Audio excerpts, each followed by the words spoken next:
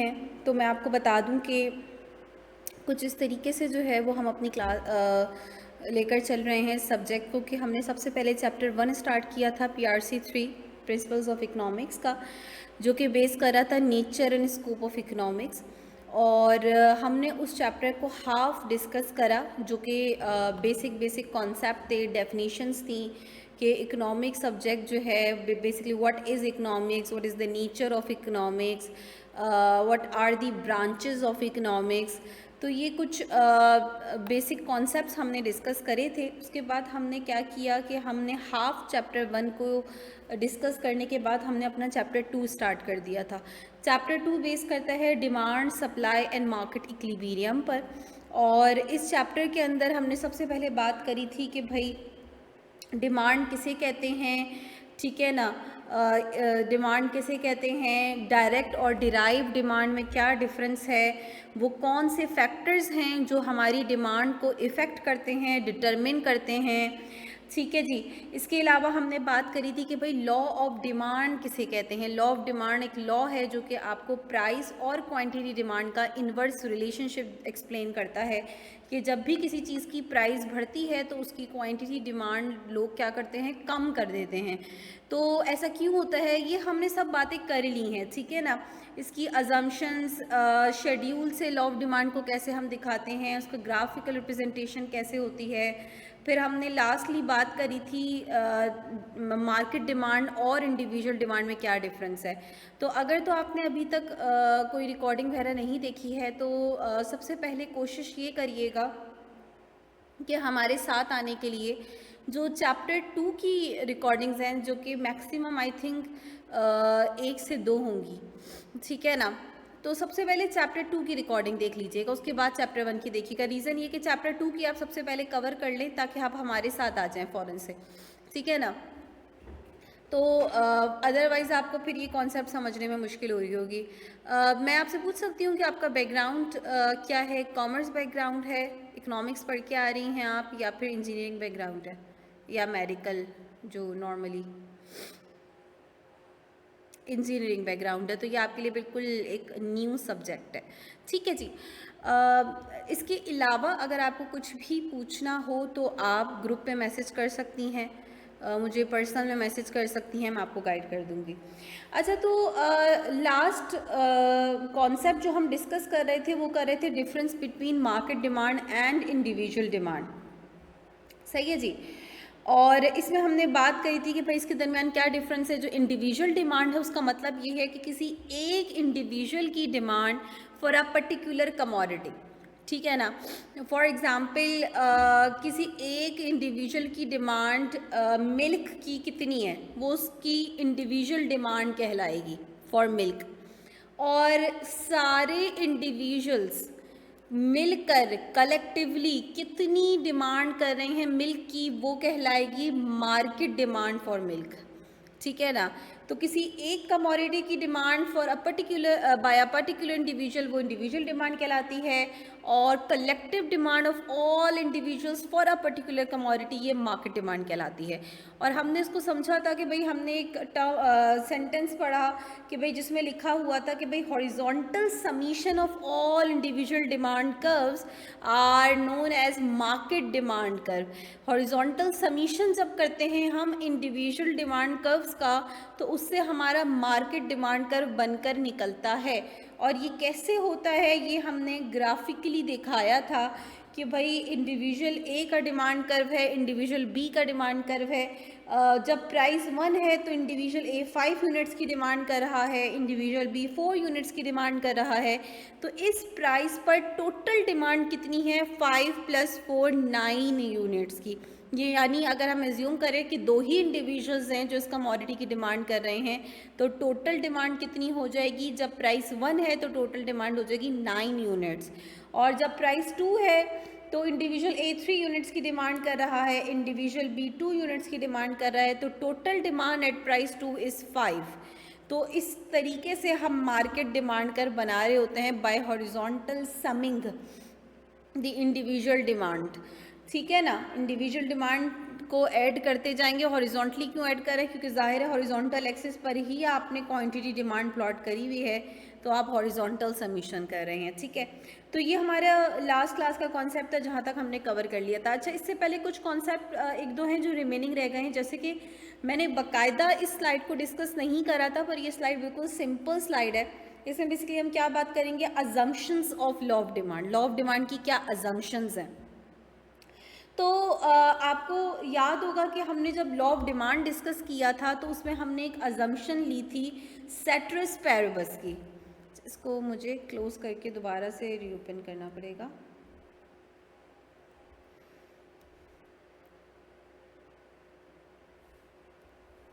तो हमने law of demand को जब डिस्कस किया था तो हमने एक अजम्पशन ली थी जो थी सेट्रस पैरेबस।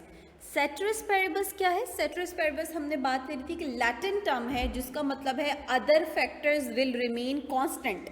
अदर फैक्टर से हमारा क्या मतलब है भाई? लॉ ऑफ डिमांड आपको बताता है प्राइस का क्वांटिटी डिमांड के साथ रिलेशन।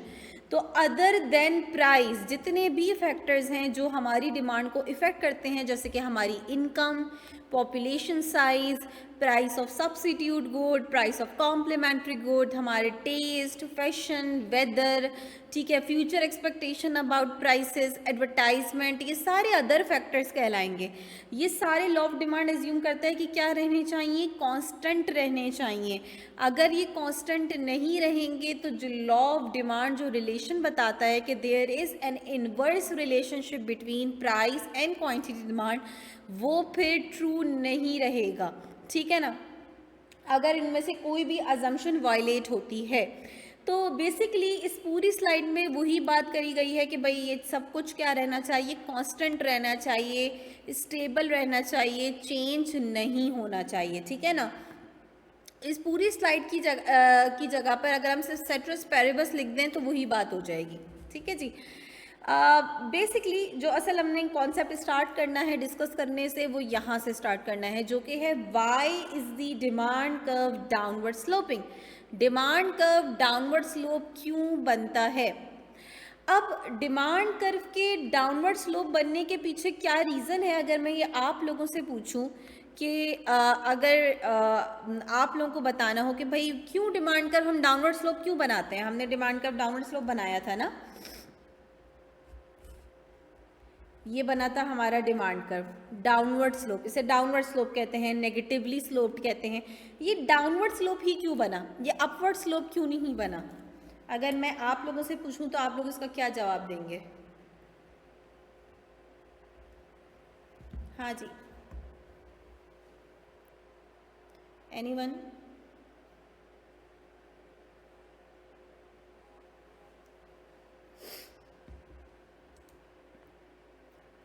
हसीन मलिक, आपकी भी पहली क्लास है?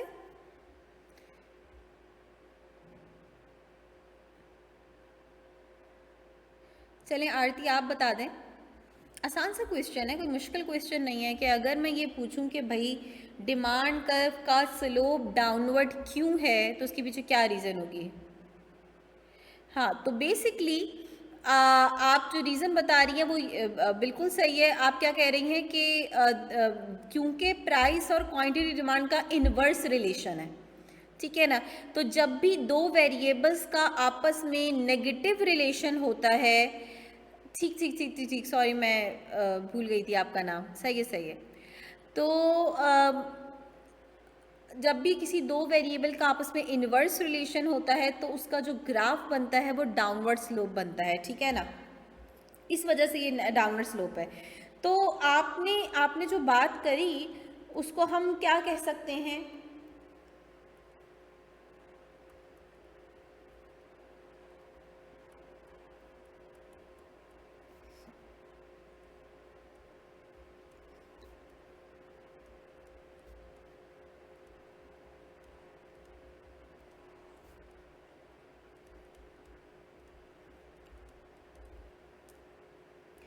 तो हमने ये जो बात करी ना कि क्योंकि प्राइस और क्वांटिटी डिमांड का इन्वर्स रिलेशन है, इस वजह से डिमांड का जो है वो नेगेटिवली स्लोप्ड और डाउनवर्ड स्लोप बन रहा होता है। ये इफेक्ट कहलाता है प्राइस इफेक्ट। प्राइस इफेक्ट क्या कहता है? प्राइस इफेक्ट ये कहता है कि भाई बेसिकली जब भी किसी चीज़ की प्राइस बढ़ती है तो कंज्यूमर उसकी डिमांड क्या कर देता है, कम कर देता है।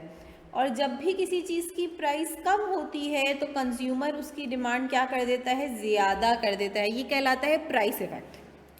तो आपने यही बात करी कि क्योंकि भाई इनका आपस में इन्वर्स रिलेशन है, प्राइस बढ़ेगी तो डिमांड कम हो जाएगी, प्राइस कम होगी तो डिमांड बढ़ जाएगी, इन्वर्स रिलेशन है, तो इस वजह से डिमांड का डाउनवर्ड स्लोप बनता है। बिल्कुल ठीक बात है। इकोनॉमिस्ट कहते हैं इसको हम थोड़ा सा और डिटेल में जाके समझ सकते हैं, ठीक है ना।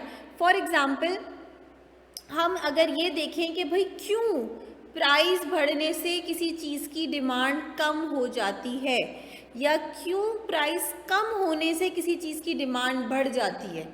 अगर इसको हम और डिटेल में देखें कि लोग ऐसा क्यों करते हैं कि जब कोई चीज़ किसी चीज़ की प्राइस बढ़ती है तो लोग उसकी डिमांड कम कर देते हैं, ठीक है ना। तो अगर हम इसकी और डिटेल में जाएं तो हम प्राइस इफेक्ट को फर्दर 2 टाइप्स में कैटेगराइज कर सकते हैं। कौन सी 2 टाइप्स में? एक कहलाती है आपकी इनकम इफेक्ट और दूसरा कहलाता है आपका सब्स्टिट्यूशन इफेक्ट।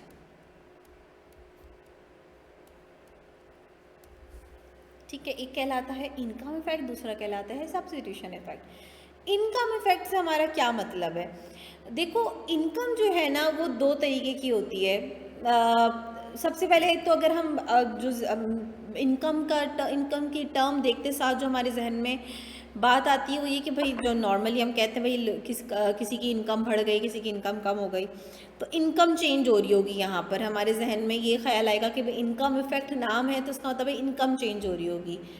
तो एक चीज़ जहन में रखिएगा कि हम क्या टॉपिक पढ़ रहे हैं, डिमांड कर्व डाउनवर्ड स्लोप क्यों बनता है। और हमने डिमांड कर्व बनाया किसको देखते हुए है, लॉ ऑफ डिमांड को फॉलो करते हुए हमने डिमांड कर्व बनाया। और लॉ ऑफ डिमांड क्या असम्पशन लेता है कि प्राइस के अलावा कोई भी फैक्टर चेंज नहीं होगा जब हम डिमांड कर्व बना रहे होंगे। सिर्फ प्राइस का रिलेशन हम क्वांटिटी डिमांड पे देखेंगे, ठीक है ना, उसके अलावा कोई अदर फैक्टर चेंज नहीं हो रहा होगा। तो यहाँ पे जब इनकम इफेक्ट की टर्म आती है तो इससे कंफ्यूजन क्रिएट होती है कि यहाँ पे इनकम का क्या काम है। तो बेसिकली हम यहाँ पे मनी इनकम की बात नहीं कर रहे कि किसी की इनकम बढ़ गई, नहीं, income is constant, income is unchanged. तो यहाँ पे कौन सी इनकम की बात हो रही है, यहाँ पे बात हो रही है रियल इनकम की। एक होती है मनी इनकम, ठीक है ना, किसी की सैलरी 1000 रुपये से बढ़ के 1500 हो गई, उसकी मनी इनकम बढ़ गई है। लेकिन सैलरी एक बंदे की 1000 ही रही, इकोनॉमी में जो चीज़ें हैं वो सस्ती हो गई, तो हम बोलेंगे उसकी रियल इनकम बढ़ गई, उसकी परचेजिंग पावर बढ़ गई, अब वो पहले से ज़्यादा चीज़ें अफोर्ड कर सकता है। इसमें मनी इनकम नहीं चेंज हुई लेकिन रियल इनकम चेंज हो गई। तो हम यहाँ पे इनकम इफेक्ट से जिस इनकम से जो इनकम हमारी मुराद है वो है रियल इनकम। फॉर एग्जांपल मैं आपको 2 सिनेरियो से बात समझाती हूँ तो आपको बात क्लियर हो जाएगी आप लोगों को। एक केस लेते हैं जिसमें हम बात कर रहे हैं कि भाई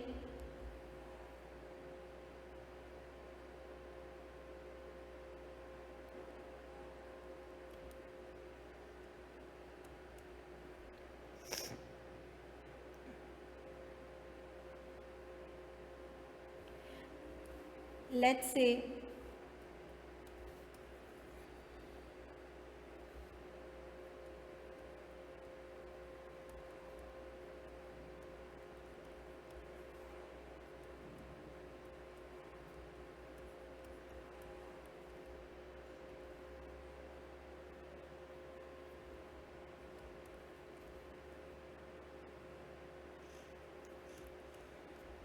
अच्छा जी, मुझे बताइएगा अगर एक इंडिविजुअल है उसकी इनकम 100 रुपये है और हम जो कमोडिटी ले रहे हैं वो पेन ले रहे हैं, हम कह रहे हैं भाई पेन की प्राइस है 10 रुपये, तो वो अपनी 100 रुपये की इनकम से कितने पेन बाय कर सकता है?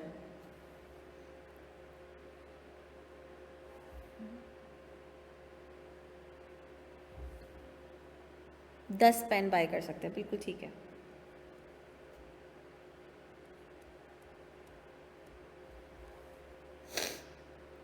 ठीक है जी, वो अपने 100 रुपये की इनकम से 10 पेन्स जो है वो बाय कर सकता है। अच्छा, अब दूसरा सिनेरियो लेते हैं, इसको केस नहीं कहते, इसको सिनेरियो कह देते हैं हम।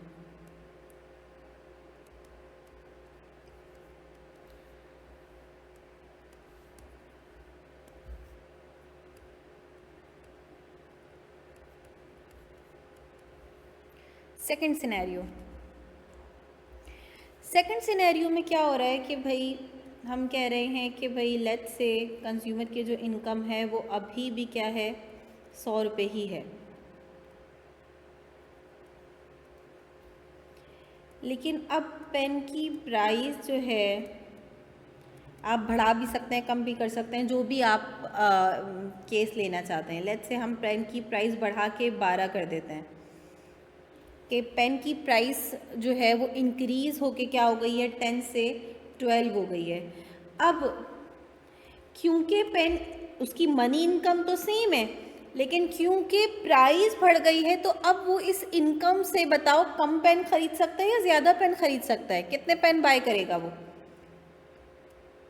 क्या इफेक्ट पड़ेगा उसकी डिमांड पे? अब वो सिर्फ 8 पेन्स बाय कर सकता है इस इनकम में रहते हुए।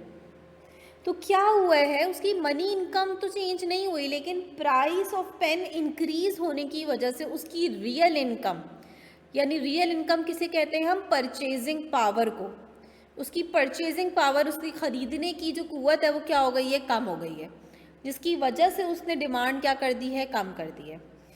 ये कहलाता है इनकम इफेक्ट। एक रीज़न कि क्यों लोग किसी चीज़ की प्राइस बढ़ने से उसकी डिमांड कम कर देते हैं, उसके पीछे जो एक रीज़न है वो ये है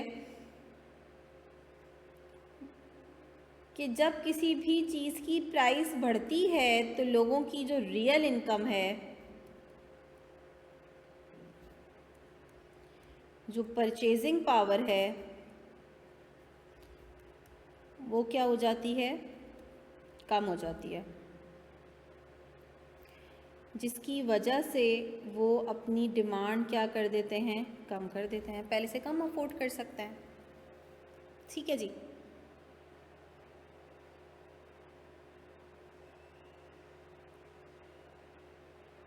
क्लियर है ये? दूसरा इफेक्ट कहलाता है सब्स्टिट्यूशन इफेक्ट। मैं एक दफ़ा क्लियर कर देती हूँ, उसके बाद फिर आप लोगों को लिखने का टाइम दे दूँगी। दूसरा इफेक्ट कहलाता है सब्स्टिट्यूशन इफेक्ट। सब्स्टिट्यूशन इफेक्ट क्या कहता है कि जब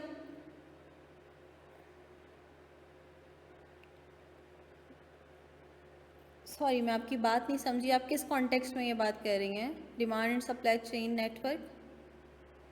यहाँ पे हम सप्लाई की वैसे कोई बात नहीं कर रहे हैं, हम सिर्फ डिमांड की बात कर रहे हैं।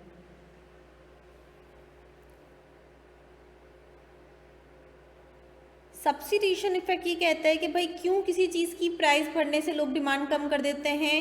एक और रीज़न क्या है, सब्स्टिट्यूशन इफेक्ट। लोग सब्स्टिट्यूट कर देते हैं एक्सपेंसिव प्रोडक्ट को चीप प्रोडक्ट से। ठीक है ना? जैसे कि एज्यूम करें कि हम 2 पेन की मिसाल ले रहे हैं। एक पेन ले लेते हैं हम डॉलर पेन, और एक पेन हम ले लेते हैं पियानो। कोई से भी 2 ले सकते हैं। They are substitute to each other. ठीक है ना? दोनों का एक ही काम है, एक ही पर्पज़ के लिए यूज़ होते हैं। अगर डॉलर पेन की प्राइस बढ़ जाएगी, पियानो पेन के मुकाबले में अगर डॉलर पेन की प्राइस बढ़ जाएगी तो क्या होगा, लोग स्विच कर जाएंगे डॉलर पेन से पियानो पेन पर। ऐसे ही करते हैं लोग, जब एक चीज़ महंगी हो जाती है लोग उसके सब्स्टिट्यूट की तरफ चले जाते हैं। ठीक है ना?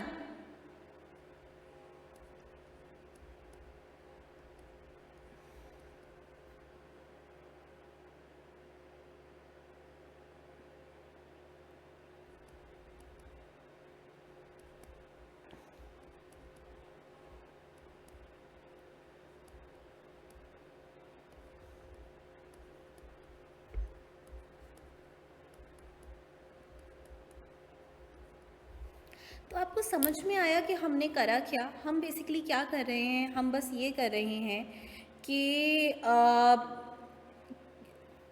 प्राइस और क्वांटिटी डिमांड का जो इन्वर्स रिलेशन है, जिसकी वजह से डिमांड का डाउनवर्ड स्लोप बनता है, हमने उसको मज़ीद इन डेप्थ जाके देखा है। ठीक है ना। कि भाई अगर इन प्राइस बढ़ने से क्वांटिटी डिमांड कम होती है तो क्यों कम होती है? एक रीज़न है इनकम फैक्ट जो कहते हैं भाई किसी चीज़ की प्राइस बढ़ने से क्योंकि कंज्यूमर की रियल इनकम कम हो जाती है, परचेजिंग पावर कम हो जाती है, इस वजह से वो डिमांड कम कर देता है। दूसरी रीज़न है सब्सिट्यूशन इफेक्ट, वो ये कहती है जब किसी चीज़ की प्राइस बढ़ती है तो कंज्यूमर क्या करता है, उसके सब्सिट्यूट की तरफ चला जाता है, जिसकी वजह से उसकी डिमांड क्या कर हो जाती है, कम हो जाती है। तो ये दो रीज़न्स हैं, ठीक है ना, इनकम और सब्सिट्यूशन इफेक्ट, जिसकी वजह से डिमांड का डाउनवर्ड स्लोप बन रहा होता है। अगर आप लोगों ने इसको कॉपी करना है तो मैं इसको जूम आउट कर देती हूँ, आप लोग कॉपी कर सकते हैं।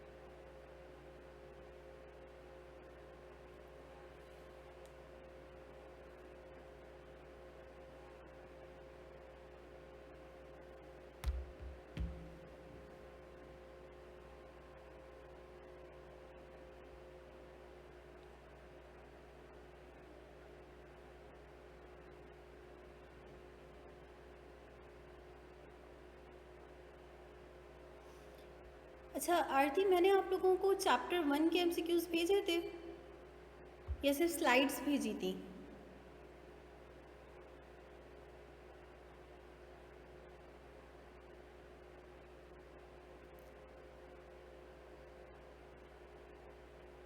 हरीम, आप रजिस्टर्ड ग्रुप में आ गई हैं या अभी नहीं आई हैं?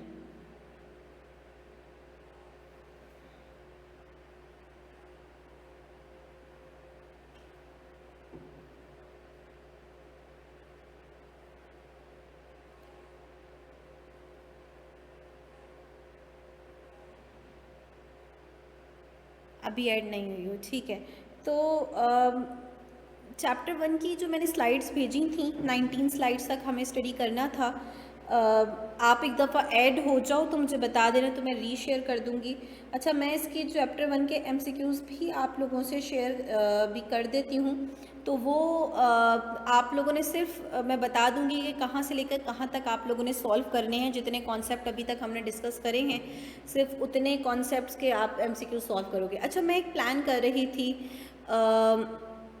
वो ये कि हमारा जो अभी एक बैच चल रहा है, मार्च बैच, ठीक है ना, उसमें इंशाल्लाह कल से हम मैक्रो पोर्शन स्टार्ट करेंगे।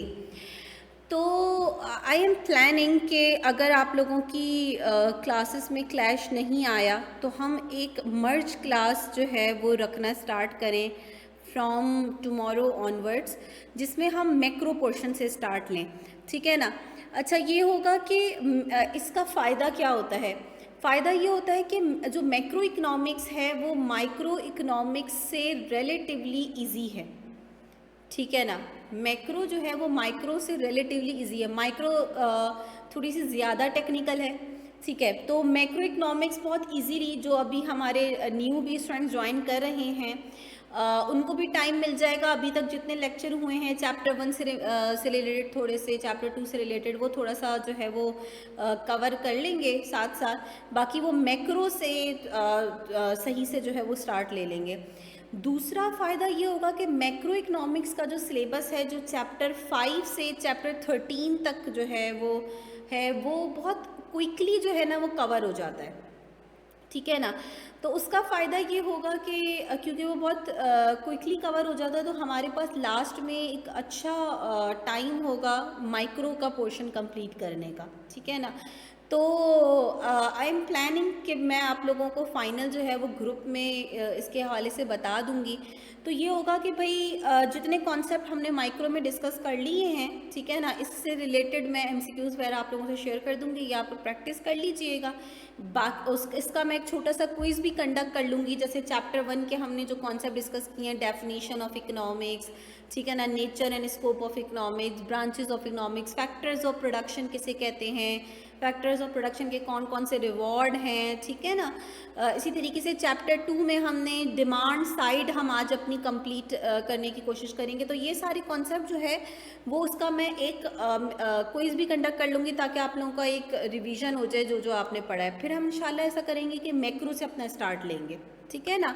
मैक्रो इकोनॉमिक्स हम पूरा कंप्लीटली डिस्कस करेंगे अच्छे से, और देन फिर हम अपना लास्ट में माइक्रो। तो कोई वो नहीं हो रहा, सिलेबस हमने सारा ही कवर करना है। मैक्रो थोड़ा सा और इजी है माइक्रो से, तो हम आसानी से जो है वो उसको कवर कर लेंगे। अच्छा जी, तो ये वाला जो मैंने आपको कॉन्सेप्ट करवाया ये नोट करा है आप लोगों ने? और अगर इसमें किसी का भी कोई क्वेश्चन है, हरीम समझ में आ रहा है थोड़ा सा? ऐसा तो नहीं है कि बिल्कुल ऊपर से गुजर रहा हो कि पता नहीं क्या कॉन्सेप्ट है। सिर्फ इसलिए पूछ रही हूँ कि आप लोग आपने अभी आज ऐसे ज्वाइन करा ना, इस वजह से। ठीक है, चलें, अच्छी बात है, थोड़ा भी समझ में आ रहा है तो अच्छी बात है। कोशिश कीजिएगा कि अगर आपका कंफर्म है, ठीक है, एडमिशन का, अगर आप डेमो ले रही हैं एक तरीके से, तो फिर आप रिकॉर्डिंग जितनी हो गई है ना उसको कवर कर लीजिएगा, तो आपको बहुत अच्छे से क्लियर हो जाएगा, कोई मुश्किल नहीं होगी।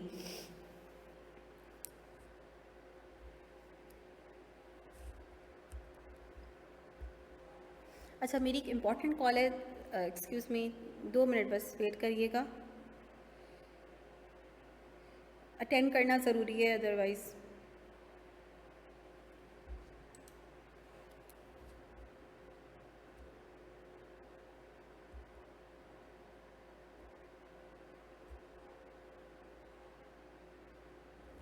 अस्सलाम वालेकुम जी, मामा बोलें। जी जी, फीडर्स, एक इसकी फीडर फ्रिज में रखी हुई है। नहीं नहीं, फ्रिज में रखी हुई है, उसमें थोड़ा सा दूध होगा, वो बस उसी को निकाल के गर्म करके उसी में डाल दीजिएगा। अच्छा सही है।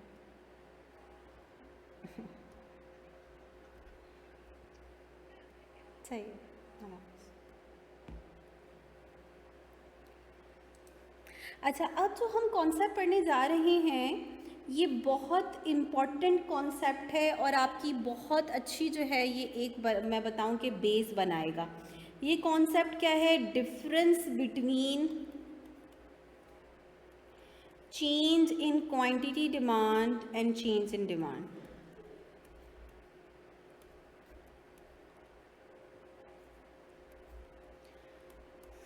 अच्छा, एट फर्स्ट क्या होता है कि जो इकोनॉमिक्स पढ़ना शुरू करते हैं स्टूडेंट्स, वो जब देखते हैं कि क्वांटिटी डिमांड और डिमांड की टर्म, तो उनके लिए एट फर्स्ट ग्लांस उनको होता है यार बोथ आर सेम, क्या डिफरेंस है कि डिमांड कितनी है या क्वांटिटी डिमांड कितनी है, तो उनको लगता है भाई सेम टर्म है, लेकिन they are totally different terms in the context of economics, ठीक है ना। और क्या डिफरेंस है, जैसे कि मैं आपको बताऊं कि क्वांटिटी डिमांड का चेंज किसे कहते हैं। अगर हम बात करें चेंज इन क्वांटिटी डिमांड की,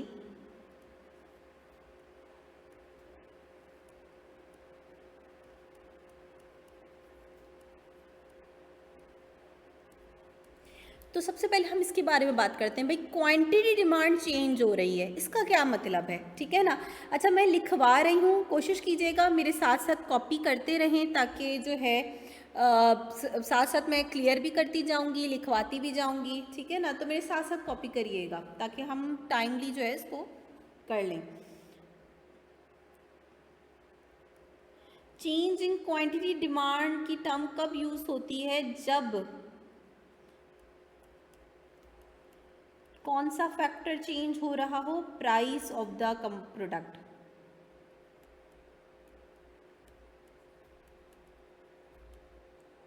मैं इसको अभी समराइज करके आपको बता दूंगी।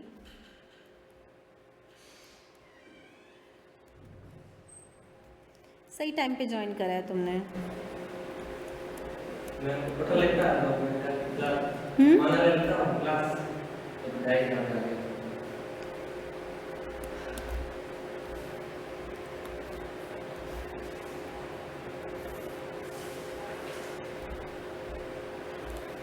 अच्छा हसीब, आप रजिस्टर्ड हो गए हो, रजिस्टर्ड ग्रुप में हो आप?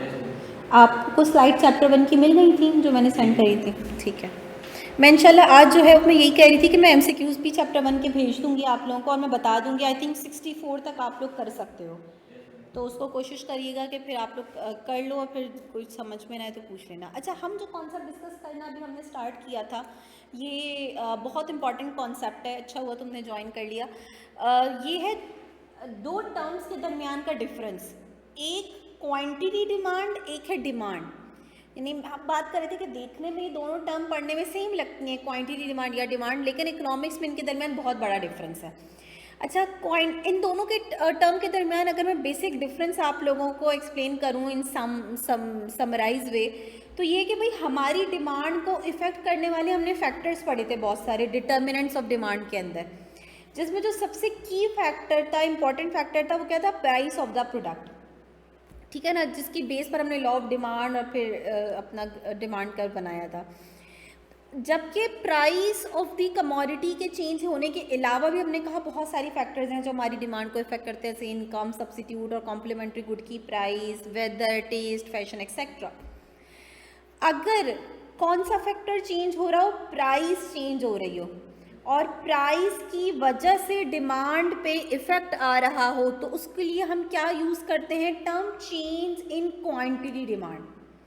कह रहे हैं अगर डिमांड में चेंज आ रहा हो due to change in price of the commodity, keeping all other factors constant, यानी कोई दूसरा फैक्टर चेंज नहीं हो रहा है, सिर्फ और सिर्फ कौन सा फैक्टर चेंज हो रहा है? प्राइस ऑफ द कमोडिटी, उसकी वजह से डिमांड में चेंज आ रहा है, तो उसके लिए हम कौन सी टर्म यूज करेंगे? Change in quantity demand.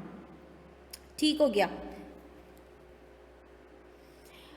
और अगर कोई अदर फैक्टर चेंज हो रहा हो, प्राइस ऑफ द कमोडिटी नहीं चेंज हो रही, वो कांस्टेंट है, कोई अदर फैक्टर चेंज हो रहा है, फॉर एग्जांपल कंज्यूमर की इनकम, तब भी तो डिमांड पे इफेक्ट आएगा ना, कंज्यूमर की इनकम चेंज हो जाए, पॉपुलेशन चेंज हो जाए, उसके लिए हम क्या टर्म यूज करेंगे? Change in demand.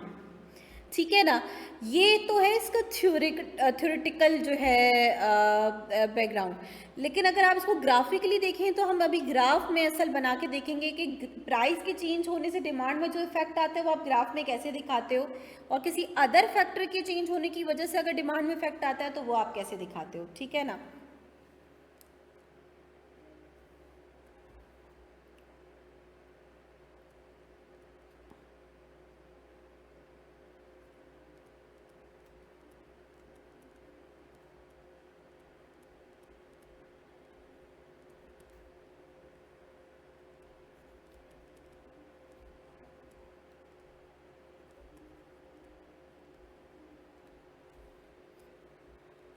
कह रहे हैं जब प्राइस चेंज होती है ना किसी भी कमोडिटी की, तो हम सेम डिमांड कर्व पर क्या कर रहे होते हैं? मूवमेंट कर रहे होते हैं, एक पॉइंट से दूसरे पॉइंट पर हमारी मूवमेंट हो रही होती है।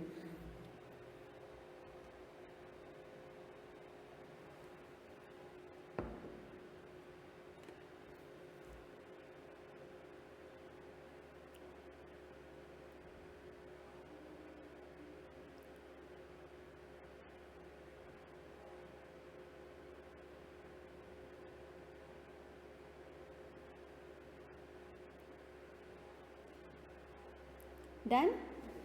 अच्छा, अब मैं इसको ग्राफिकली बना के देख लेती हूँ। भाई इसका ग्राफ ऑलरेडी हम बना चुके हैं लॉ ऑफ डिमांड के अंदर। लॉ ऑफ डिमांड के थ्रू जब हमने डिमांड कर्व बनाया था तो उसमें कौन सा फैक्टर चेंज हो रहा था? प्राइस।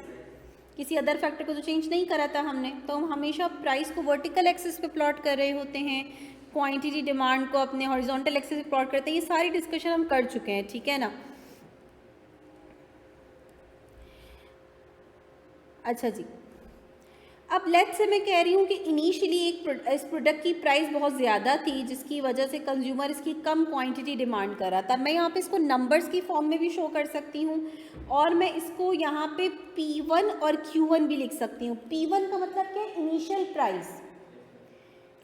इनिशियली जब प्राइस P1 थी तो कंज्यूमर Q1 क्वांटिटी डिमांड कर रहा था, और जब प्राइस P1 से P2 हो गई, अब आपको नंबर्स तो नहीं यहाँ पे दिख रहा है कि मैंने कोई नंबर तो नहीं लिखी, लेकिन आपको पता है कि P1 P2 से P2 क्या है? आपकी लो प्राइस है, ठीक है ना, क्योंकि जहाँ एक्स और वाई एक्सिस इंटरसेक्ट करते हैं वो ओरिजिन कहलाता है, ओरिजिन पे वैल्यू ज़ीरो होती है, तो छोटे से वैल्यू स्टार्ट होती है, जितना ओरिजिन से दूर जाते रहते हैं वैल्यूज़ बड़ी होती जाती हैं। तो क्योंकि P2 ओरिजिन से क्लोज है तो ज़ाहिर है उसकी वैल्यू P1 के मुकाबले में क्या होगी, क्या कम होगी। जैसे कि हो सकता है यहाँ पे P1 10 हो और यहाँ पे P2 8 हो। तो हमें लॉ ऑफ डिमांड कहता है कि जब किसी भी चीज़ की प्राइस कम होती है तो कंज्यूमर उसकी डिमांड क्या कर देता है, बढ़ा देता है। तो जाहिर है जो डिमांड होगी वो Q1 से ज़्यादा हो जाएगी।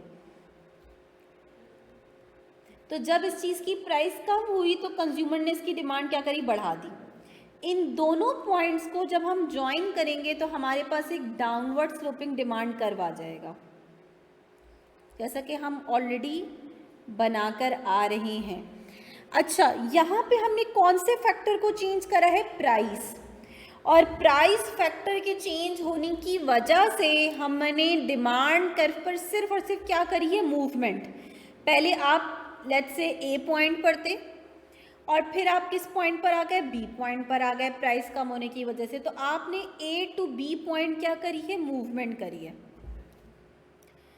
तो आपको ये स्टार्टिंग के 2 पॉइंट्स क्लियर हो रहे होंगे कि भाई इसको हम क्या बोलेंगे, इसको हम चेंज इन डिमांड नहीं बोलेंगे, इसको हम क्या बोलेंगे, चेंज इन क्वांटिटी डिमांड। क्योंकि जब प्राइस के चेंज होने से डिमांड में चेंज आएगा तो उसके लिए टर्म यूज होती है चेंज इन क्वांटिटी डिमांड। और इस पर्टिकुलर केस में जिसमें प्राइस कम होने से क्वांटिटी डिमांड बढ़ रही है, ये कहलाता है कि आप क्या कर रहे हैं, आपकी डिमांड कर्व पे एक्सटेंशन हो रही है, एक्सटेंशन इन डिमांड। अब मैं क्वेश्चन एक स्टूडेंट की तरफ से पूछती हूँ कि कोई स्टूडेंट पूछता है कि क्या मैं इसकी जगह पे हम इंक्रीज इन डिमांड लिख सकते हैं, तो मैं बोलूँगी नहीं, क्योंकि इकोनॉमिस्ट ने क्या किया है कि कुछ टर्म्स को किसी स्पेसिफिक कॉन्सेप्ट के साथ मखसूस कर दिया है कि ये कॉन्सेप्ट के लिए आप यही टर्म यूज़ करेंगे, इसके अलावा कोई दूसरी टर्म ये नहीं यूज़ करेंगे। तो जब भी प्राइस कम होने की वजह से क्वांटिटी डिमांड बढ़ रही होगी और आप मूवमेंट कर रहे होंगे डिमांड कर्व पर, तो उसके लिए आप टर्म यूज़ करेंगे एक्सटेंशन इन डिमांड, इसके अलावा और कोई टर्म यूज़ नहीं होगी। इसी तरीके से दूसरा सिनेरियो क्या हो सकता है, जैसे हमने पहले ग्राफ में प्राइस को डिक्रीज करा है, दूसरे ग्राफ में हम प्राइस को क्या कर दें, इंक्रीज कर दें। हमें पता है जब प्राइस बढ़ती है तो क्वांटिटी डिमांड कम हो जाती है, इसी को हम ग्राफिकली बना लेते हैं। आप चाहें तो एक ही ग्राफ में भी बना सकते हैं इन दोनों सिनेरियोज को, लेकिन मैं इसको सेपरेट करके बना रही हूँ।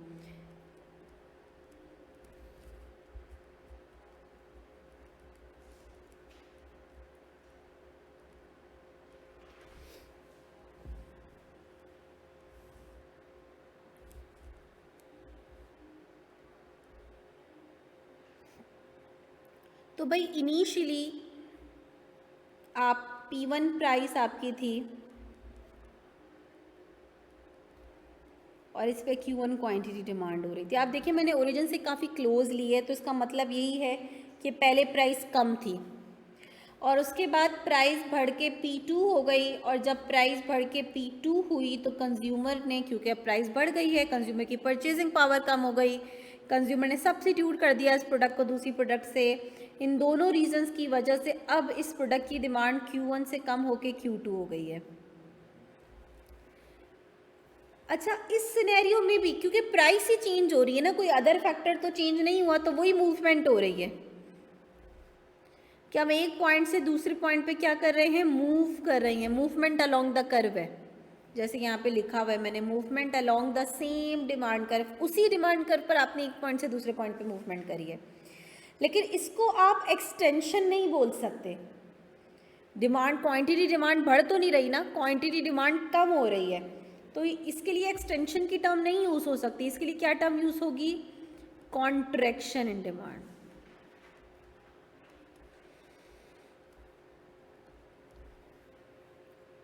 क्लियर हो रहा है?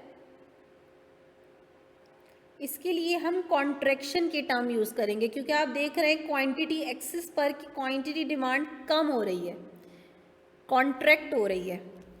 और फर्स्ट ग्राफ में क्वांटिटी डिमांड बढ़ रही थी, एक्सटेंड हो रही थी, तो उसके लिए आपने एक्सटेंशन की टर्म यूज़ करी। अगर कोई बात नहीं समझ में आ रही हो तो पूछ लेना। ये चेंज इन क्वांटिटी डिमांड है।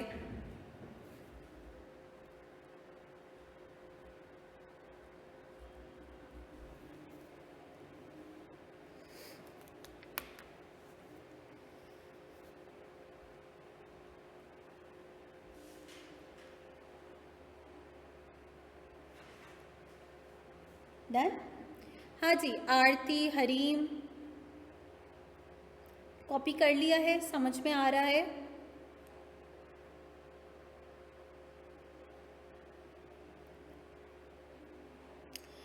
अच्छा जी, अब दूसरी टर्म के बारे में बात करते हैं। ये तो हो गई चेंज इन क्वांटिटी डिमांड, ठीक है ना। दूसरा कॉन्सेप्ट हमारे पास आता है चेंज इन डिमांड।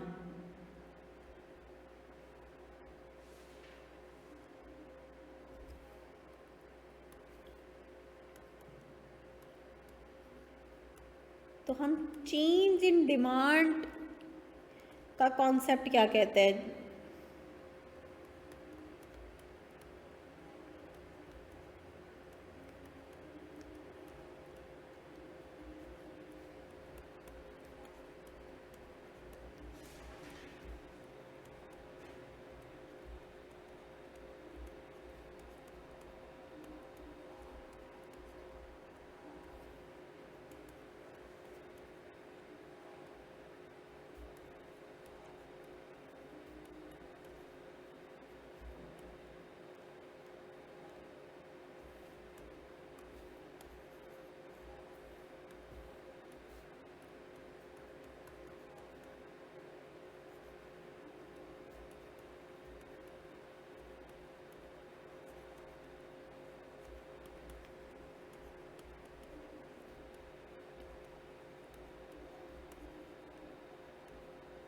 तो ये आपका पहला ग्राफ होगा जिसमें आप शिफ्टिंग को देखेंगे।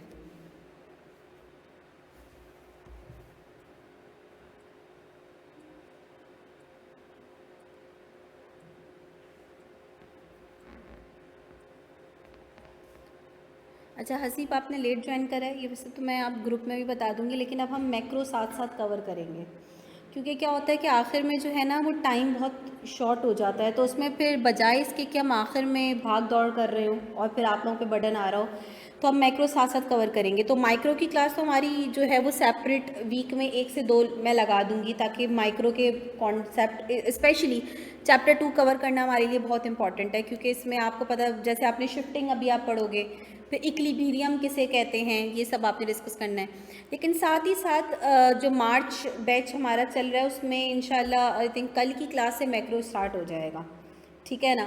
तो हम मैक्रो भी मैं देखूंगी कि भाई अगर आप लोगों का किसी क्लास के साथ जो है वो क्लैश ना आ रहा हो, तो मैक्रो भी आप लोग उसके उनके साथ लेना स्टार्ट कर दें, ठीक है ना।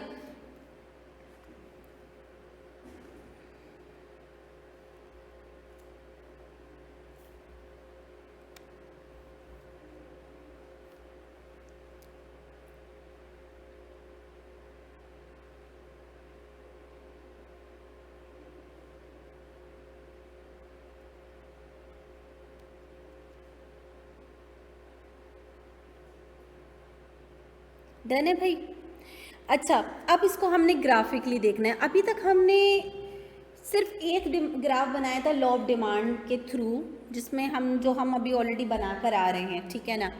हमने अभी तक ये नहीं देखा कि प्राइस के अलावा अगर कोई दूसरा फैक्टर चेंज होता है तो ग्राफ कैसा बनेगा और क्या चेंजेस आएंगी, अब वो हम देखने जा रहे हैं, ठीक है जी। अच्छा जी, अब हम डिमांड कर बना रहे हैं। देखो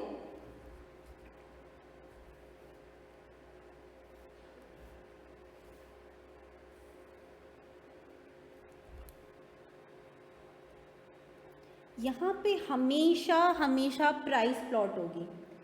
ऐसा नहीं है कि मैं बोलूँ कि भाई कंज्यूमर की इनकम चेंज हो रही है तो मैं यहाँ पे इनकम प्लॉट कर दूँ, नहीं। क्यों? क्योंकि ये जो डिमांड कर्व है ये लॉ ऑफ डिमांड से डिराइव हुआ है, ये बात जहन में रखिएगा। लॉ ऑफ डिमांड हमें किन 2 वेरिएबल्स का रिलेशन बताता है? प्राइस और quantity demand. Law of demand हमें सिर्फ इन दो वेरिएबल्स का रिलेशन बताता है। हम हमेशा यहाँ प्राइस प्लॉट करेंगे और हमेशा यहाँ क्वांटिटी डिमांड प्लॉट करेंगे। हाँ हाँ, वो बता रही हूँ, मैं आ रही हूँ उस पर कि अदर देन फिर कैसे पता चलेगा।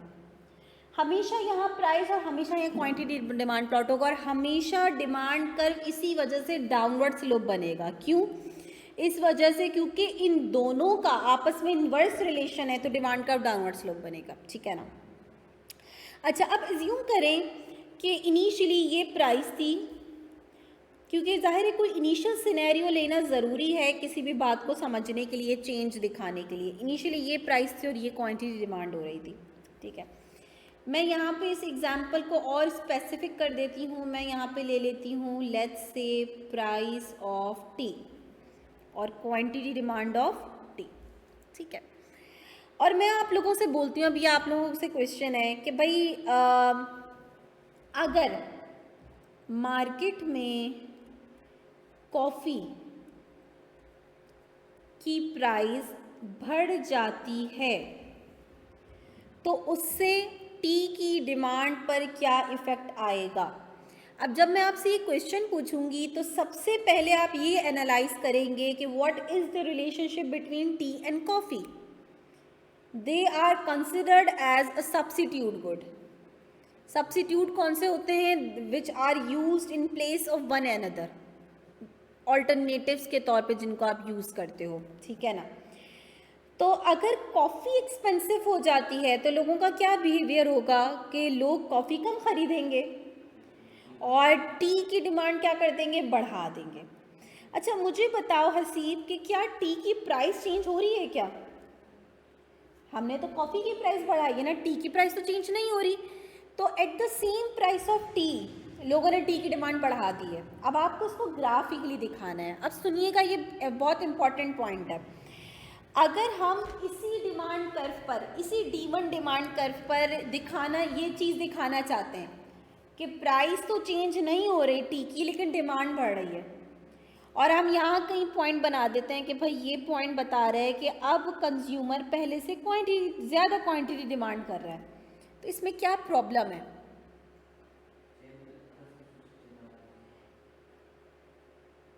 क्या मैं इसी सेम डिमांड कर्व पर ये पॉइंट बना सकती हूँ, या अगर नहीं बना सकती तो क्यों नहीं बना सकती? हाँ भाई आरती, हरीम आप भी बता सकती हैं, सिंपल लॉजिकल क्वेश्चन है। मैं कह रही हूँ टी की प्राइस नहीं चेंज हो रही, लेकिन टी की डिमांड कंज्यूमर बढ़ा रहा है। क्या मैं ये पॉइंट इसी डिमांड कर्व पर यहाँ बनाकर बता सकती हूँ? ये तो अब आप देखेंगे ना कि क्या इस पॉइंट के मुकाबले में मैंने जो ये पॉइंट बनाया है इसमें आपको प्राइस चेंज होती हुई दिख रही है या नहीं हो रही? दिख रही?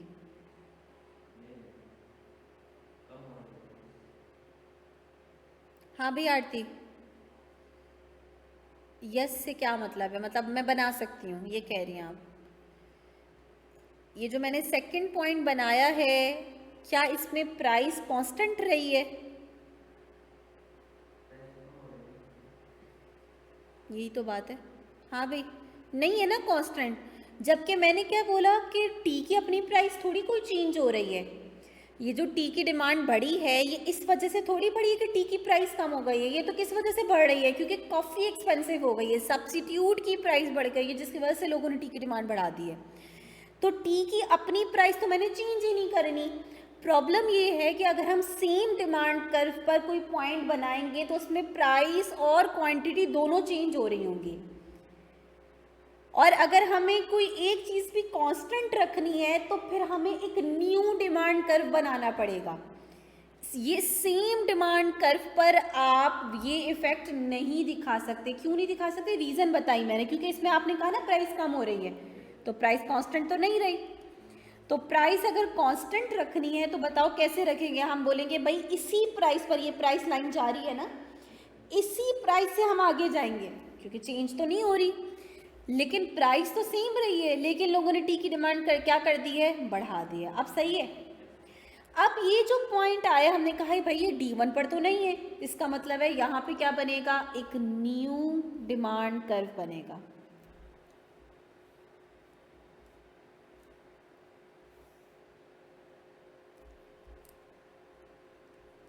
एक न्यू डिमांड कर्व बनेगा। कहाँ शिफ्ट हो रहा है डिमांड कर्व? राइटवर्ड। तो जब भी डिमांड, सुनना मेरी बात, ये सारी बड़ी इंपॉर्टेंट बातें हैं और बहुत अच्छा है अगर आप लोग जो है, अभी आप लोग के पास इनिशियली बहुत टाइम है, अभी आप लोग की क्लासेस भी कम कम हो रही होंगी, तो आप लोग रिकॉर्डिंग देखकर जो मैं बोल रही हूँ उसको भी जितना कॉपी कर सको उतना अच्छा है, क्योंकि ये इनिशियल चैप्टर्स आप लोगों की बेस बना रहे हैं। अगर ये आप लोगों के स्ट्रांग होंगे तो अब आगे आप लोगों को कोई प्रॉब्लम नहीं होगी। तो जो मैं बोल रही हूँ एक एक बात ड्यूरिंग क्लास कॉपी करना पॉसिबल नहीं होता, तो उसको कोशिश किया करो कि बाद में रिकॉर्डिंग के थ्रू कॉपी करो। जितना कॉपी करोगे उतनी बात क्लियर होगी। तो देखो, ठीक है ना, देखो ये क्या हो रहा है, मैं अभी स्टेटमेंट दे रही हूँ आपको कि जब भी किसी अदर फैक्टर की वजह से, अदर फैक्टर से मेरी बात पता है ना, अदर फैक्टर बोलूँ या नॉन प्राइस फैक्टर बोल दो, नॉन प्राइस फैक्टर यानी कमोडिटी की अपनी प्राइस के अलावा किसी भी अदर फैक्टर की वजह से अगर डिमांड बढ़ती है तो डिमांड कर्व कहाँ शिफ्ट होगा? राइटवर्ड। ये कहाँ शिफ्ट हो रहा है? डिमांड राइटवर्ड शिफ्ट हो रहा है ना, ये राइटवर्ड शिफ्टिंग है।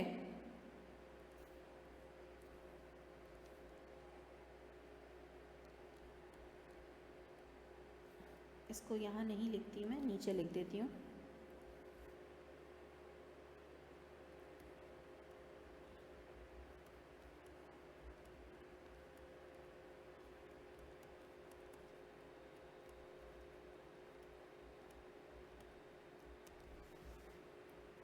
अच्छा, क्या मैं इसके लिए एक्सटेंशन इन डिमांड के टर्म यूज़ करूँगी?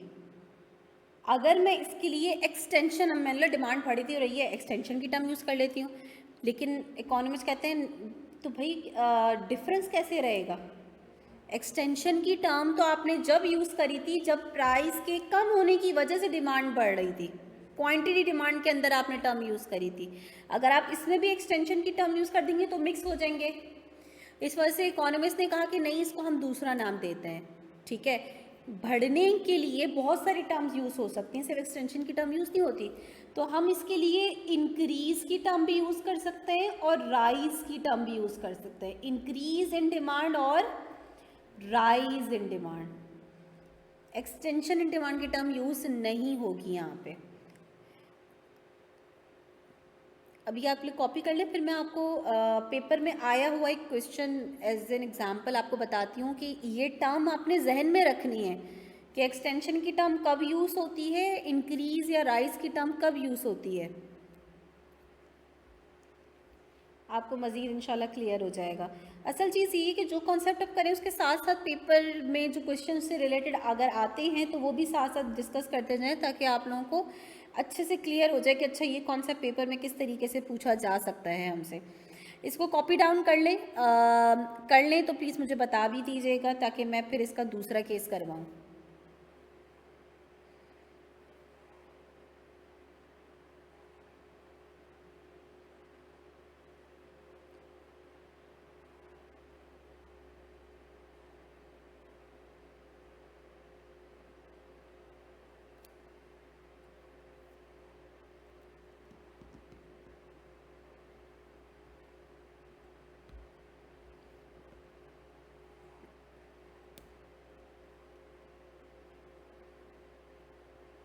डन, चलो।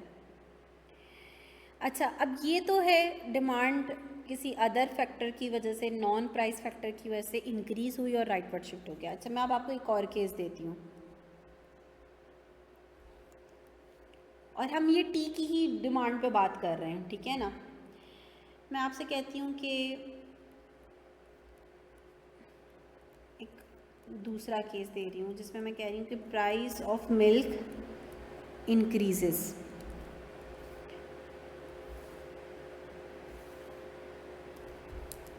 वही यहाँ पे हमने प्राइस ऑफ टी ली हुई है और बिल्कुल वैसे ही हमने यहाँ पे क्वांटिटी डिमांड ऑफ टी ली है। और ये मैं सिर्फ यहाँ पे ये भी लिख सकती थी सब्स्टिट्यूट गुड, कॉम्प्लीमेंट्री गुड, लेकिन मैं एग्जाम्पल इसलिए दे रही हूँ कि इससे और बेहतर समझ में आएगा आपको, ठीक है ना।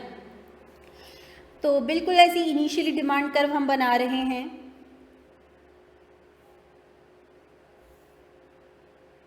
कि भाई ये डिमांड कर्व है इनिशियली टी का, D1 जिसको हम कह रहे हैं, और इनिशियली ये प्राइस है टी की और इस पे ये क्वांटिटी डिमांड हो रही है। अब आप देखें सबको मैंने D1 P1 Q1 बोला है इसलिए कि भाई पहचान हो जाए कि इनिशियल पॉइंट्स हैं।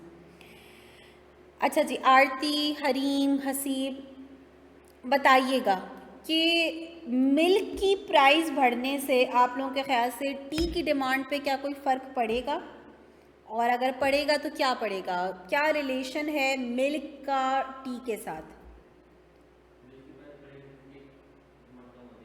Exactly, very good. क्यों भाई? क्योंकि they are complementary goods, they are use together, joint demand होती है इनकी। तो अगर मिल्क एक्सपेंसिव हो जाता है तो लोग ऑब्वियसली मिल्क की डिमांड कम करेंगे, और जब लोग मिल्क की डिमांड कम करेंगे तो लोग टी की डिमांड भी कम कर देंगे। अगेन सेम क्वेश्चन, क्या लोग टी की डिमांड इस वजह से कम कर रहे हैं क्योंकि टी की प्राइस चेंज हो गई है? नहीं, हमने बोला टी की प्राइस तो चेंज ही नहीं हुई, टी के कॉम्प्लीमेंट्री गुड की प्राइस चेंज हुई है। तो यानी मैंने इस प्राइस लाइन को चेंज नहीं होने देना। सेम प्राइस पर पहले मैं आगे की तरफ गई थी, अब मैं पीछे की तरफ आऊंगी क्योंकि अब डिमांड कम हुई है। तो मैं बोल रही हूँ सेम प्राइस पर लोग अब पहले से कम यूनिट्स टी के डिमांड कर रहे हैं। तो अब जो आपके पास न्यू डिमांड कर्व बनेगा वो लेफ्टवर्ड बनेगा। अच्छा, इसके लिए अक्सर अपवर्ड डाउनवर्ड की टर्म भी यूज़ करते हैं। अब ज़्यादा बेहतर है कि आप राइटवर्ड लेफ्टवर्ड की टर्म ही रखें, वो हमेशा आपके काम आएगी। ठीक है ना? राइटवर्ड कोई भी डिमांड हो, सप्लाई हो, या आगे कोई भी फैक्टर आता है, अगर वो इंक्रीज़ होगा तो कर्व उसका राइटवर्ड शिफ्ट होगा, डिक्रीज़ होगा तो कर्व उसका लेफ्टवर्ड शिफ्ट होगा। बस आपने ये बात याद रखनी है। ठीक है जी, ये क्या है? लेफ्टवर्ड शिफ्टिंग है डिमांड कर्व की। अच्छा, इसके लिए क्या टर्म यूज़ करेंगे? ऊपर को देखते हुए आप बता सकते हैं कि इसके लिए हम टर्म यूज़ करेंगे डिक्रीज या फिर फॉल इन डिमांड। उसको हमने बोला था इंक्रीज या फिर राइज इन डिमांड, इसको बोलेंगे डिक्रीज या फिर फॉल इन डिमांड।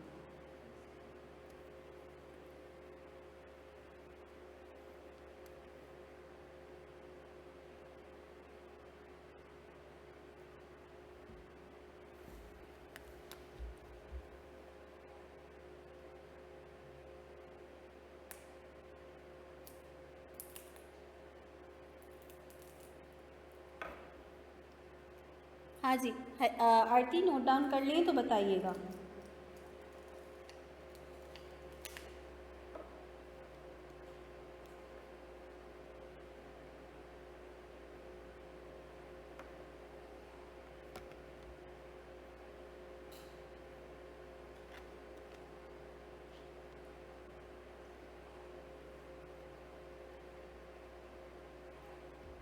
ठीक है, अब मैं आपको पेपर का एक क्वेश्चन बताती हूँ। ठीक है, लेट्स से आपके पास पेपर में क्वेश्चन आता है, पूरा क्वेश्चन लिखूँगी, फिर उसके बाद ऑप्शन भी लिखूँगी, आप लोग बताइएगा।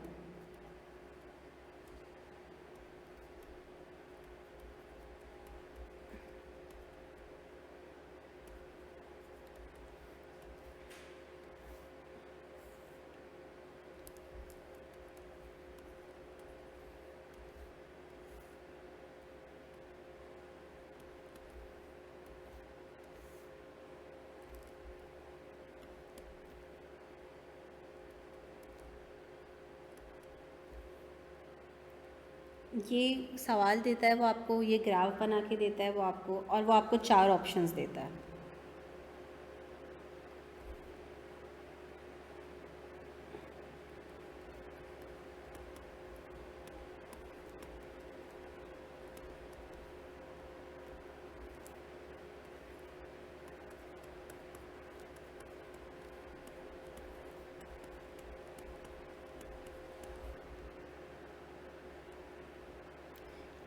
चलें, ये क्वेश्चन है, देखें इसको और फिर बताएं कि कौन सा ऑप्शन आप लोगों के ख्याल से करेक्ट है।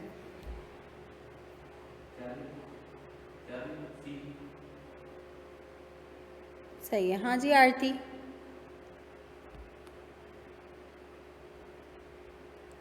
हरीम, अगर आपको भी समझ में आ रहा है तो आप भी बता सकती हैं।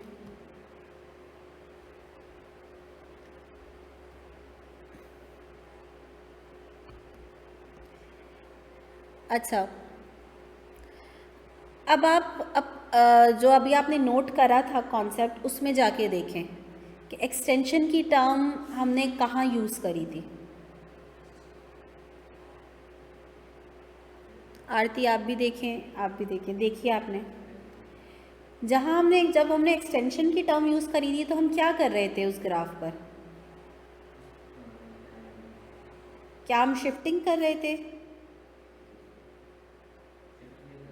तो फिर हम क्या कर रहे थे? मूवमेंट कर रहे थे। ये यूज़ करी थी ना हमने एक्सटेंशन की टर्म। ये है extension in demand. Extension in demand में हम क्या कर रहे हैं, एक ए से टू बी पॉइंट मूव कर रहे हैं और इस ए टू बी पॉइंट मूवमेंट में क्या दिख रहा है, क्वांटिटी डिमांड बढ़ रही है। क्या कोई नया डिमांड कर्व बना रहे हैं हम, राइटवर्ड शिफ्टिंग हो रही है? नहीं। कब यूज़ होती है एक्सटेंशन की इन डिमांड की टर्म? जब प्राइस ही चेंज हो रही हो, कोई दूसरा फैक्टर चेंज ना हो रहा हो।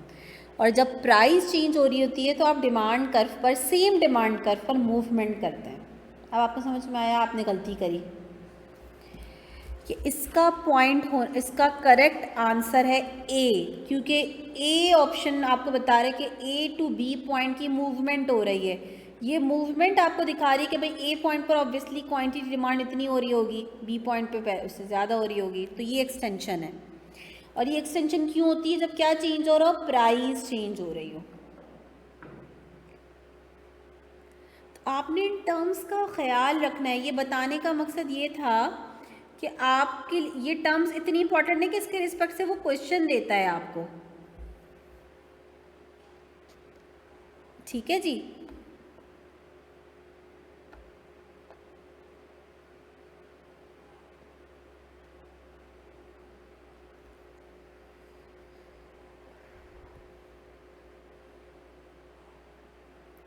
ये कॉपी कर ली। लास्ट कॉन्सेप्ट आज का हम डिस्कस करेंगे which is limitations of law of demand और exceptions of law of demand.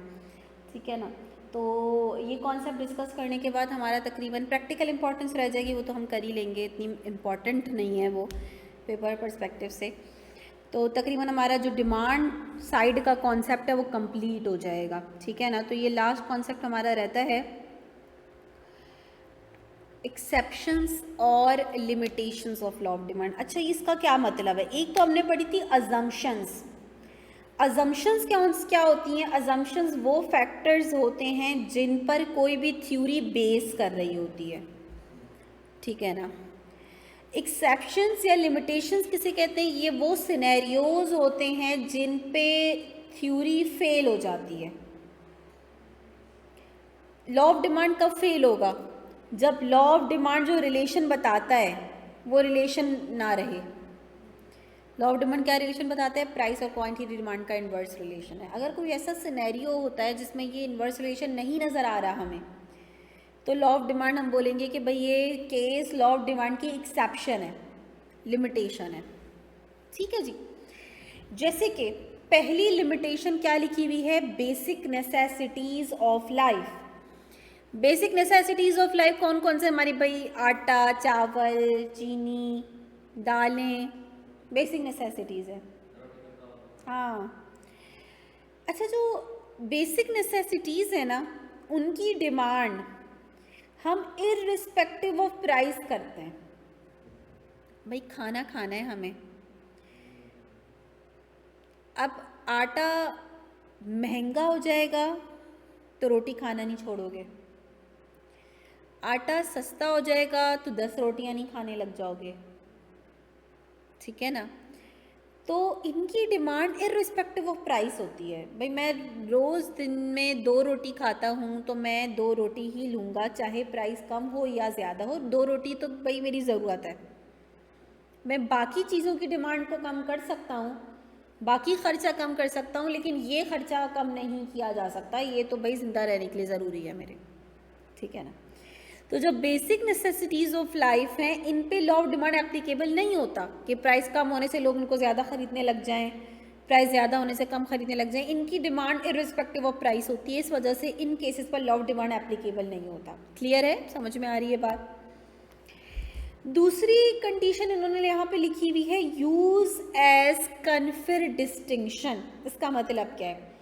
इसका मतलब ये कि देखो कुछ लोग ऐसे होते हैं। अच्छा, एक बात मैं आपको इसमें बता दूं, इकोनॉमिक्स में जितनी भी थ्योरीज हैं वो थ्योरीज इंसान का बिहेवियर बता रही है ना, human behaviour.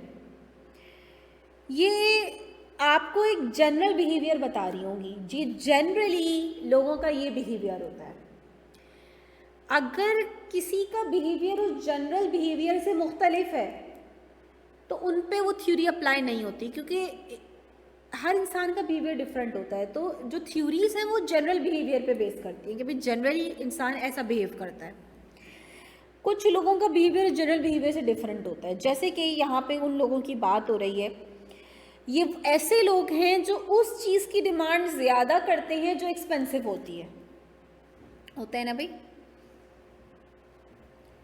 Law of demand कहता है भाई ऐसे साइको लोगों के लिए थोड़ी हमने थ्योरी बनाई है, जो महंगी चीज़ होगी तो ज़्यादा ख़रीदेंगे, सस्ती चीज़ होगी तो नहीं ख़रीदेंगे।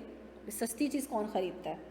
हमारी क्लास ख़राब हो जाएगी, लोग क्या बोलेंगे, सस्ती चीज़ पहनी हुई है, ठीक है ना।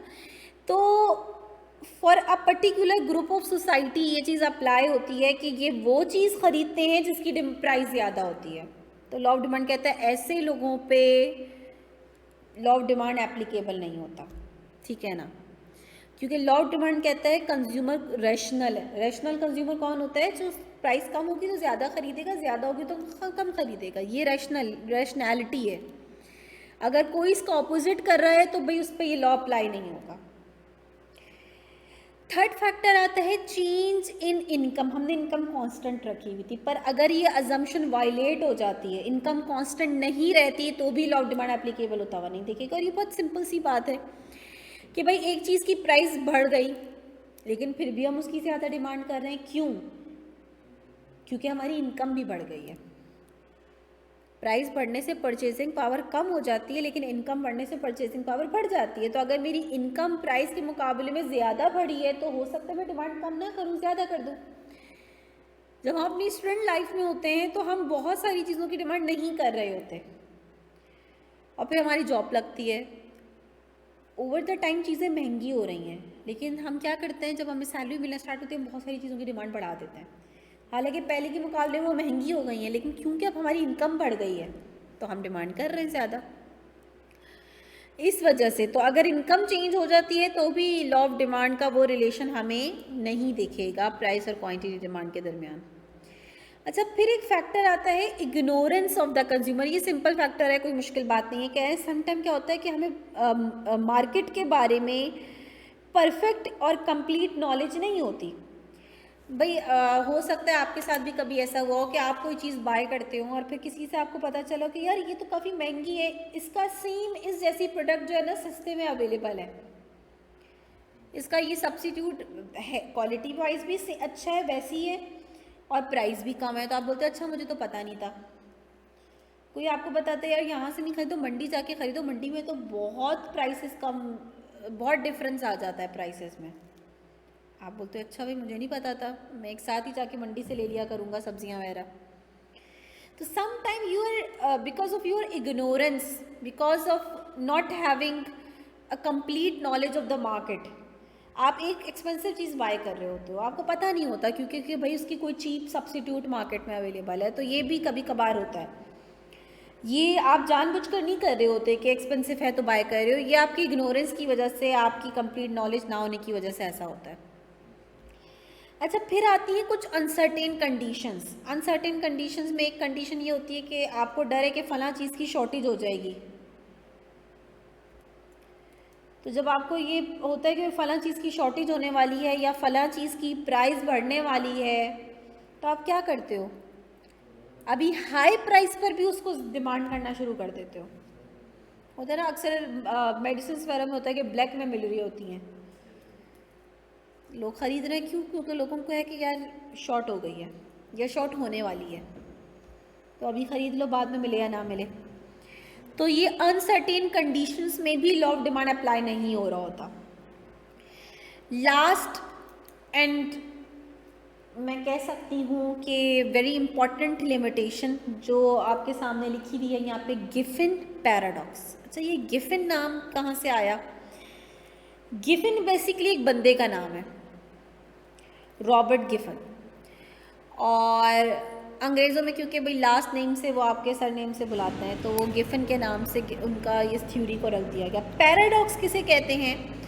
पैराडॉक्स एक कॉन्ट्राडिक्टरी स्टेटमेंट होती है, यानी अगर एक ऐसी स्टेटमेंट है जो उस थ्योरी के अगेंस्ट है तो वो पैराडॉक्स कहलाएगी उसका। अब बेसिकली गिफन पैराडॉक्स बताता क्या है?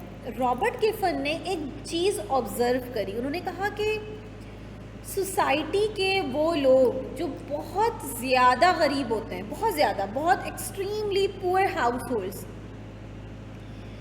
वो क्या होते हैं कि वो अपनी इनकम का एक अच्छा खासा जो आप कह लो कि पोर्शन है वो उस चीज़ पर खर्च कर रहे होते हैं जो बहुत सस्ती चीज़ होती है। जैसे मैं आपको मिसाल दूँ, एक मज़दूर है, डेली वेज अर्नर है, बहुत ही कम कमाता है। अच्छा, वो टेस्ट के मुताबिक नहीं खाएगा, उसको पेट भरना है, ठीक है ना। अब वो देखेगा सबसे सस्ती चीज़ क्या है। फॉर एग्जांपल वो देखता है यार सबसे सस्ती चीज़ चावल है, ठीक है ना, एज्यूम कर लें। चावल बहुत किस्म के आते हैं, मैं सबसे सस्ते चावल की बात कर लेती हूँ यहाँ पे, ठीक है। अब वो रोज़ चावल की कंजम्पशन करता है क्योंकि वो उसको लगता है ये सबसे सस्ती चीज़ है जो वो अफोर्ड कर सकता है। महीने में मुश्किल से 1 या 2 दिन उसका दिल करता है तो वो पैसे बचा के रखता है गोश्त के लिए, और वो 1 से 2 दिन गोश्त खाता है, ठीक है ना, महीने में। बाकी सारे दिन वो चावल खाता है। ये मैं सिनेरियो बता रही हूँ आपको, और वो बहुत ज़्यादा पुअर हाउस होल्ड है। अब इस सिनेरियो को जहन में रखते हुए बताएं कि अगर चावल जो उसके लिए इन्फीरियर गुड है उसकी प्राइस बढ़ जाती है, तो क्या उसके लिए पॉसिबल है कि वो चावल की कंजम्पशन कम करके उसकी जगह पर, जैसे वो एक दिन में ½ kg राइस खा लेता है, अब चावल महंगे हो गए, क्या उसके लिए पॉसिबल है कि वो चावल की ½ kg कम करके ½ kg मीट खरीद सके? हाँ भी आरती, ½ kg राइस की कंजम्पशन जब आप कम करेंगे तो कितने पैसे आएंगे आपके पास? अगर सस्ते चावल की बात करें तो 100-150 आएंगे ज़्यादा से ज़्यादा। उससे ½ kg मीट आ सकता है? नहीं पॉसिबल। तो बेसिकली उसके लिए सब्स्टिट्यूट करना पॉसिबल नहीं है। मजबूरन क्या करेगा वो भाई? हमारे अक्सर हमें पेरेंट्स वगैरह कहते हैं यार पहले दालें इतनी सस्ती हुआ करती थी। ये सबसे बेहतरीन मिसाल है इसको समझने के लिए। दालें बहुत सस्ती हुआ करती, अब दालें भी क्या हो गई हैं, बहुत महंगी हो गई हैं। अब जब पहले दालें सस्ती होती थी तो जो गरीब था वो फिर भी गोश्त या चिकन कुछ अफोर्ड कर पाता था। अब दालें ही इतनी महंगी हो गई हैं कि वो जो अगर 2-3 दिन गोश्त की कंजम्पशन कम कर पाता था वो भी नहीं कर पा रहा होता। यही बात यहाँ पे सेम है कि भाई जो इन्फीरियर गुड है वही अगर महंगा हो गया, क्योंकि उसको सब्स्टिट्यूट करना तो पॉसिबल नहीं है, उसकी प्राइस और दूसरी प्रोडक्ट की प्राइस में बहुत ज़्यादा डिफरेंस है, मजबूरन क्या करेगा?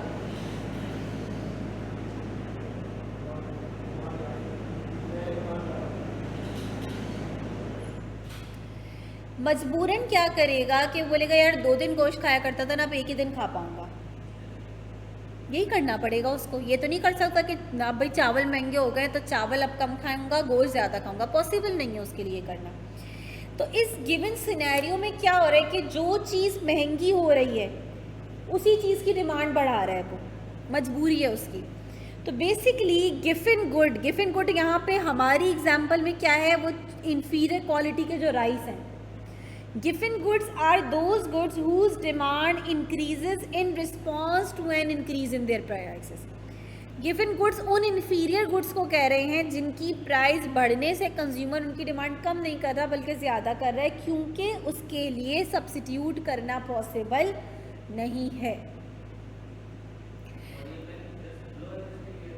हाँ, ये हर किसी पे अप्लाई नहीं होगा भाई, ये सिर्फ उन लोगों पे अप्लाई होगा जो एक्सट्रीमली पुअर हाउस होल्ड्स हैं और जो अपनी इनकम का एक मेजर पार्ट इन्फीरियर गुड की कंजम्पशन पे लगा रहे होते हैं। तो बेसिकली इस सिनेरियो में आपका, अगर मैं यहाँ पे कोई गिफन गुड ले लूँ, यानी मैं राइस ले लूँ इन्फीरियर क्वालिटी के और डिमांड ले लूँ, तो क्या आपका डिमांड कब डाउनवर्ड स्लोप बनेगा?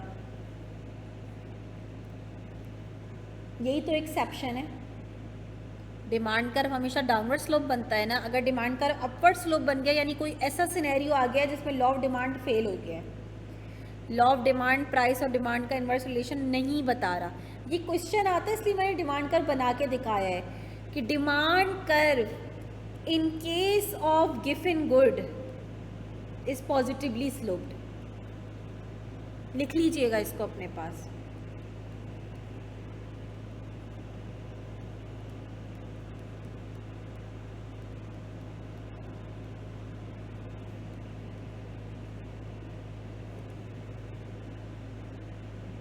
बस आज यहीं तक रखेंगे, इसको कॉपी कर ले आप लोग।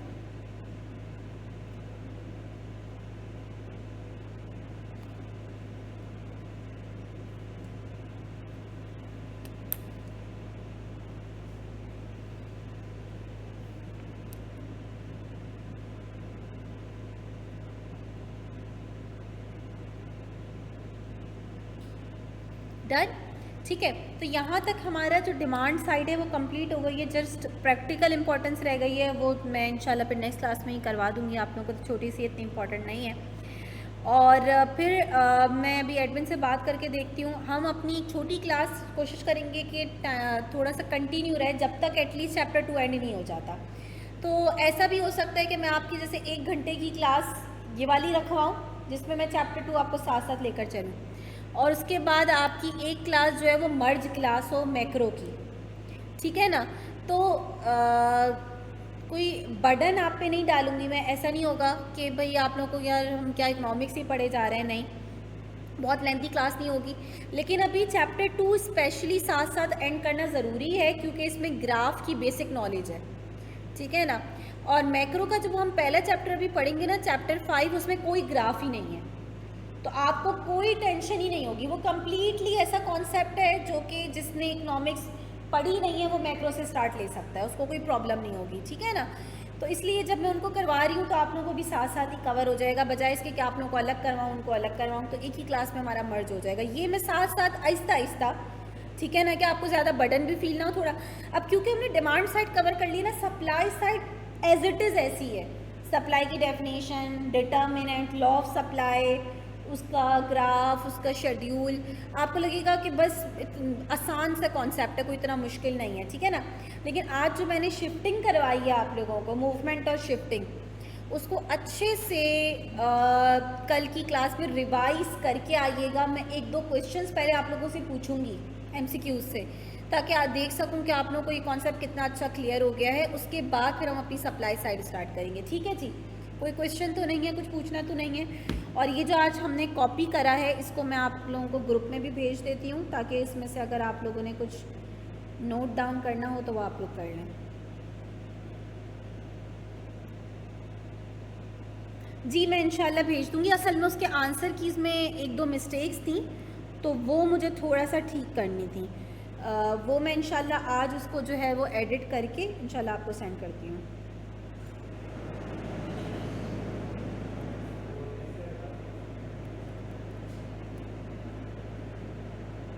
एक बजे है ना क्लास? हाँ जी जी, बस अब नहीं नहीं, बस एंड कर रही हूँ मैं, इट्स ओके।